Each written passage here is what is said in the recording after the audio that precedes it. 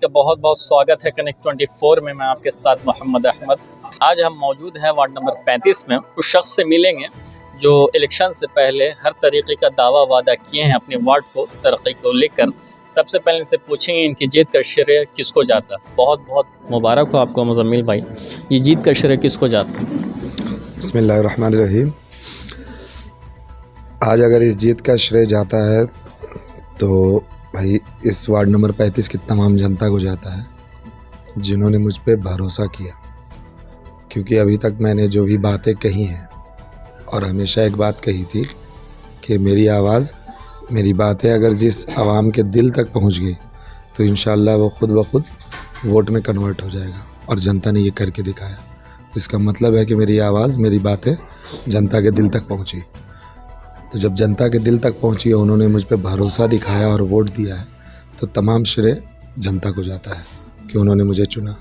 अब तक मैंने अपनी बातों से लोगों को, आवाम को, दिलों को जीतने की कोशिश की और आवाम के दिल तक पहुंचा। इतना वोट लाया कि मैं जीत के कगार पे पहुंच गया, जीत गया।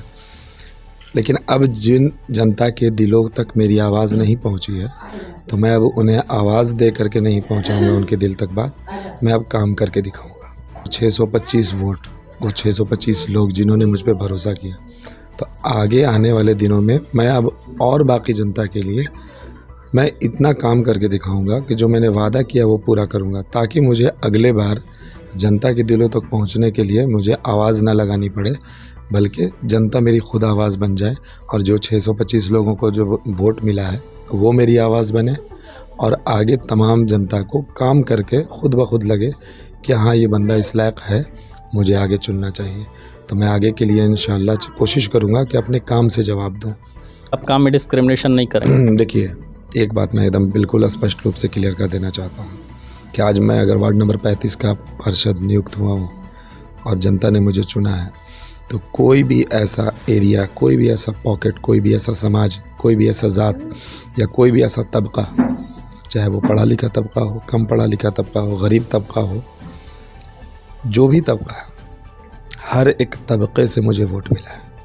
और मुझे इस बात की खुशी है, मुझे जीत से ज़्यादा मुझे इस बात की खुशी है कि हर तरह के लोगों ने मुझे वोट दिया है और हर ज़ात, हर धर्म के लोगों ने वोट दिया है। तो इस बात की जो खुशी है ना, वो दिली खुशी, दिली सुकून जो मुझे मिली है कि मैंने आवाम तक आवाज़ पहुंचाने की कोशिश की। और इस बार नगर निकाय के जो 2022 का चुनाव चाहता था, बिल्कुल निष्पक्ष होकर के जनता चुने, किसी का पक्ष ना ले कि ये मेरे ज़ात का है कैंडिडेट, ये मेरा पड़ोसी है, विदाउट डिस्क्रिमिनेशन। विदाउट डिस्क्रिमिनेशन मैंने कोशिश की थी और आवाम के दिलों तक मेरी आवाज़ पहुंची और उन्होंने मुझे कामयाब किया। इंशाअल्लाह कामयाबी मिली है, तो अब मैं उनके भरोसे को, उनकी उम्मीद को कभी इंशाअल्लाह टूटने नहीं। भरोसे से याद आया, अभी आपने जोड़ा कि जो कम पढ़े लिखे हैं उनके बारे में कुछ सोचें, वो भी आपको वोट दिए। जी ज़रूर, कम पढ़े लिखे लोग हैं तो ठीक है, आज वो किसी परेशानी के कारण शिक्षा की कमी रही है उनके ज़िंदगी में, लेकिन मैं उनके बच्चों के लिए कोशिश करूँगा कि मैं उनके बच्चों तक शिक्षा पहुँचा सकूँ।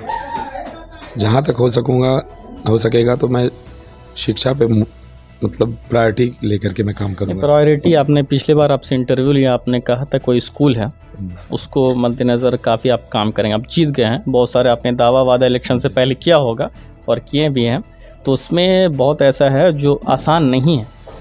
How will manage?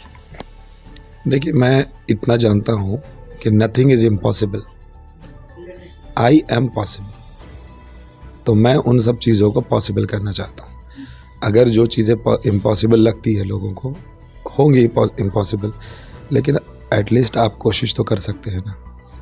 कोशिश अगर कीजिएगा नेक नीयत से, तो अल्लाह आपको कामयाबी देगा। तो इंशाअल्लाह मैं नेक नीयत से काम करूँगा वार्ड के लिए। तो मुझे उम्मीद है कि अल्लाह भी मेरा साथ देगा, आवाम ने जैसे साथ दिया है अल्लाह भी मेरा साथ देगा और इंशाअल्लाह कामयाबी मिलेगी। और आगे बात कुछ चीज़ों के फंड का सबसे बड़ा इशू होता है, फंड। जी एग्जैक्टली। तो फंड के लिए, फ़ंड रेज़ करने के लिए मुझे जहाँ जहाँ राइट वे होगा मैं उसे तलाश करूँगा और फंड मैनेज करके मैं इन सब कामों के लिए आगे बढ़ाऊँगा। नहीं, आपका ये कहना हो रहा है कि जो वार्ड का फंड है उससे ज़्यादा आप कम करने की कोशिश करेंगे? या ऑफ कोर्स, देखिए वार्ड में, लेकिन कहीं ना कहीं एक वार्ड में जितना फंड्स मिलता है अगर वो पूरा यूटिलाइज हो जाए तो एक वार्ड की तरक्की हो जाएगी, आई थिंक। देखिए, मैं एक बात जानता हूँ सरकार के पास फंड की कमी नहीं है, जी बिल्कुल। कमी है तो नेक नीयत की। जो लोग नीयत साफ नहीं रखते हैं और ख़ुद का पॉकेट भरने में लगे रहते हैं। आप एक वक्त एक ऐसे लम्हे में अपने पॉकेट को भरने के लिए छोड़ दीजिए, सोचना छोड़ दीजिए, खुद ब खुद वार्ड का विकास हो जाएगा। अब आप जीत गए हैं, बहुत सा सड़क जो बेहाल है, पहले भी मैंने आपसे ये बात कही थी, उसके बारे में क्या सोच रहे हैं?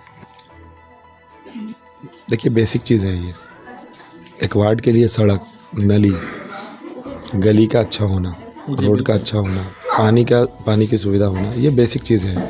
ये जनता को ना मिले तो फिर वार्ड के पार्षद चुनने का क्या मतलब? इसी तो ये सवाल है मेरा। तो बस मेरा काम रहेगा रोड को प्रायोरिटी लेवल पे मैं कोशिश करूँगा कि मैंने जो 3 गलियों का पहले भी नाम लिया था कि गेवल बीघा मुंडी मस्जिद से लेकर बिचली मस्जिद की तरफ जाता हुआ ये सड़क जो 3 वार्डों को जोड़ता है 33, 34 और 35, इस रोड को बनवाना। बिचली मस्जिद से प्रिंस मंजिल की तरफ एक पतली गली जाता है, वो रोड बहुत बदहाल है, उसको प्रायोरिटी पे बनवाना। ग्रीन पैलेस के पीछे एक रोड है, उस गली में पाइप इस तरह बिछे हुए हैं कि आए दिन एक्सीडेंट होता है, जो मैंने पहले भी नुक्कड़ सभा में भी कहा है मैंने और इंटरव्यू में भी कहा है मैंने पहले।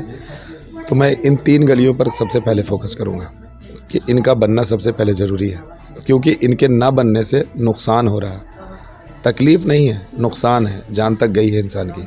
तो मैं प्रायोरिटी लेवल पे नगर निगम में जनता की आवाज़ निष्पक्ष होकर के लड़ने का जो मुझे ताकत दिया है, मैं पूरे अपने टीम मेंबर्स का और तमाम जनता का शुक्रिया अदा कर। जो सड़क जो पिछले कई सालों से गेवल बीघा में नहीं बन सका है, वो सब फर्स्ट प्रायोरिटी इनकी यही रहेगी। अब ये देखना है कि जो प्रायोरिटी जितनी सारी बातें इन्होंने कही है, ये वक्त के अकॉर्डिंग काम होता है या नहीं होता है, और जनता इनसे कितनी